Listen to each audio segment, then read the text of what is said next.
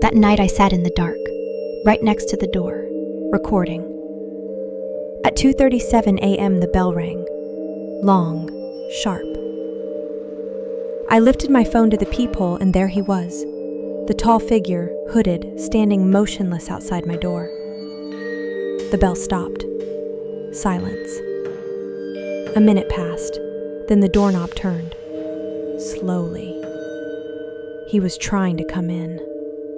I shouted, "Leave, or I'll call the police!" No answer. Just breathing. Heavy, uneven breathing, right against the crack of the door. I pressed myself against the wall, shaking. My heart was beating so loud I thought he could hear it. And then, silence. Steps, moving away. I grabbed my phone, shaking, and checked the recording. But there was nothing.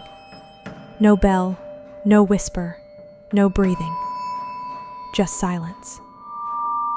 The next morning, I ran into the old neighbor again.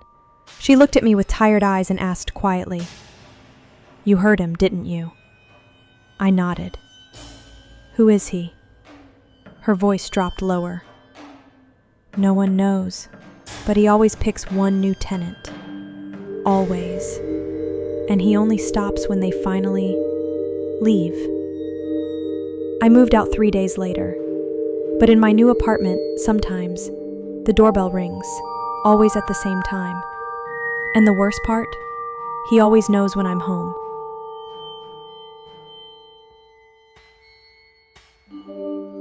I've lived in this apartment complex for almost 3 years now. It's one of those U-shaped buildings, all brick, with a shared courtyard in the middle. Pretty normal place, full of young professionals and college kids, the kind of building where people mostly keep to themselves. About 2 months ago, a guy moved into the apartment directly across from mine. At first, I didn't think much of it. I just noticed the sound of furniture being dragged late at night and a few cardboard boxes stacked outside his door. The weird part is, I never actually saw him move in. No moving truck, no friends helping, just one night the apartment was empty and the next morning there were curtains on the windows. The first time I saw him, it was maybe a week later. I was leaving for work around 7 a.m. He was already standing in the courtyard, perfectly still, staring at the fountain in the center, not doing anything, just staring. I said good morning when I passed, but he didn't respond, didn't even look at me. He just stood there with this blank expression. I brushed it off. Maybe he was socially awkward, maybe he had earbuds in. But after that, I started noticing him more and more. Always in the courtyard, always standing completely still, sometimes for hours.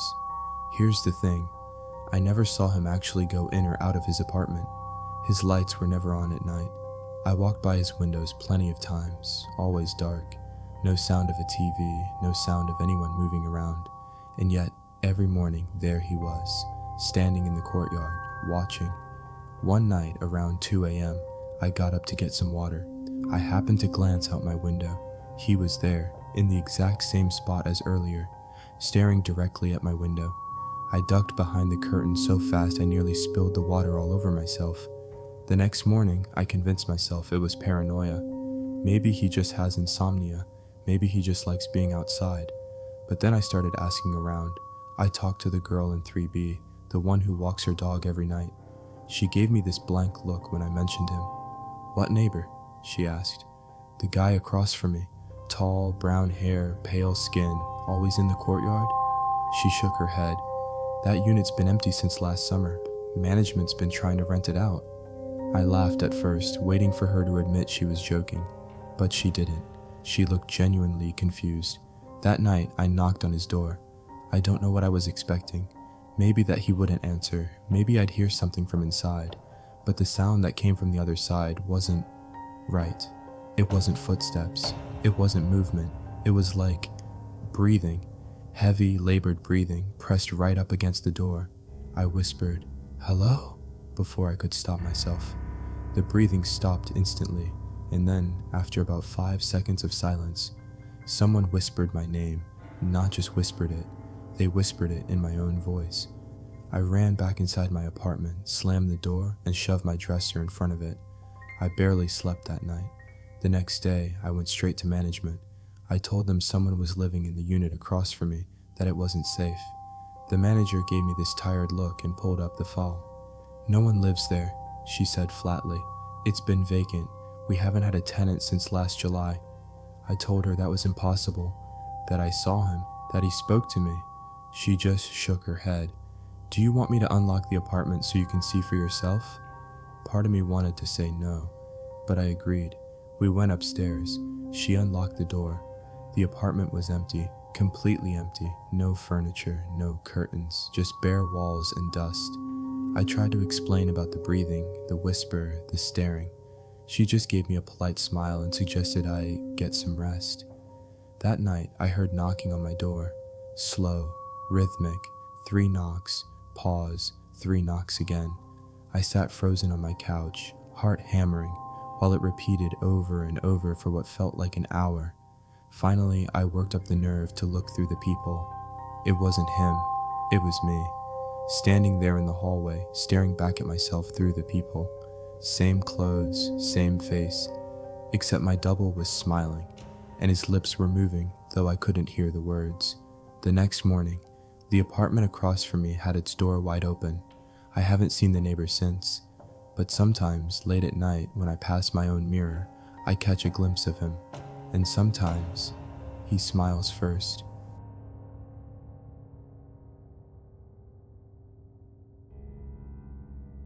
Secret Experiment 239. I hesitated for a long time before deciding to tell this.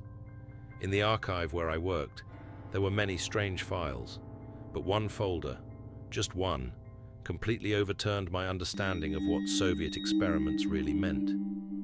I'm a historian by education, and 3 years ago, I was granted access to a regional archive where declassified NKVD and KGB documents were stored. Usually, it was protocols, reports, dull paperwork. But among them, there was one folder marked Case Number 239, not for distribution.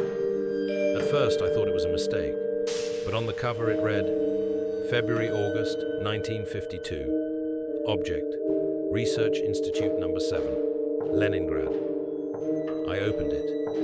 The first page was a dry report. Purpose of the experiment: to study the limits of the human body under conditions of sensory isolation and stimulation with the use of psychoactive substances. But what followed was worse. Beginning of the records. According to the documents, 9 people participated in the experiment, all of them prisoners, convicted under political articles. They were promised amnesty if they agreed to take part. They were placed in a hermetically sealed chamber with no windows. There was light, but it never turned off. The chamber was equipped with microphones so that the scientists could hear everything that was happening. Their food consisted of a nutritional paste, and their water contained a special solution. On one sheet, I noticed a strange label, Mixture Number 17. Next to it, scribbled by hand, psilocybin plus unknown component. At first, everything seemed calm. The record stated, subjects converse, play word games, sing songs. But on the 6th day, the first anomalies appeared. One of the participants stopped speaking. He would stand by the wall for hours, listening. When others tried to distract him, he whispered, "Shh, listen, he's there." The scientists wrote, possible hallucinations. But 3 days later, strange behavior spread to everyone. Instead of talking, silence. They began sitting in the corners, refusing food. Sometimes one of them would start laughing quietly, and the rest would raise their heads in unison and stare at the ceiling. The documents recorded it dryly. Day 12. Subjects display signs of general psychotic synchronization. Turning point. The worst began on the 15th day. The microphones picked up voices that shouldn't have been there. The report noted, unidentified male voice recorded, deep timbre, inarticulate, Source not established. After this, one of the subjects began scratching at the walls, screaming, "He's inside! He's already here!" Within 24 hours, the first killing occurred. The report: subject number 4 found dead. Body mutilated. Soft tissues of the face missing. Evident cannibalism. Inside the folder was a photograph. Black and white, blurry, but visible too clearly. The face really did look as if it had been torn away. Climax. The experiment was not stopped. On the contrary, surveillance was intensified. The remaining 8 subjects stopped sleeping. They sat motionless, staring at a single point, whispering. The whisper was transcribed. "Open. The door. It's cramped. He wants to come out." On the 23rd day, the microphones went silent. The scientists decided to open the chamber. Inside, there were only 5. The rest had vanished. No traces, no bodies. And the 5 that remained sat in the center, holding each other. When the guards entered, they all looked straight into the surveillance cameras and spoke in unison a phrase that chills me to this day. "Now it's your turn." The records ended abruptly. The next page was the protocol of the site's closure. It read, "All participants liquidated. Remaining materials to be destroyed. Staff of the Institute reassigned. Incident classified." Finale. At the bottom of the last page, I noticed a handwritten note in pencil. "He did not disappear. He got out, and he is watching." I closed the folder. The next day, when I came back to the archive, it was gone. I asked my colleagues, but none of them had ever even heard of case number 239. Sometimes at night, I wake up to a strange sound, as if someone is whispering in the corner of the room. And every time I dare to open my eyes, I feel like someone is sitting there in the dark, waiting.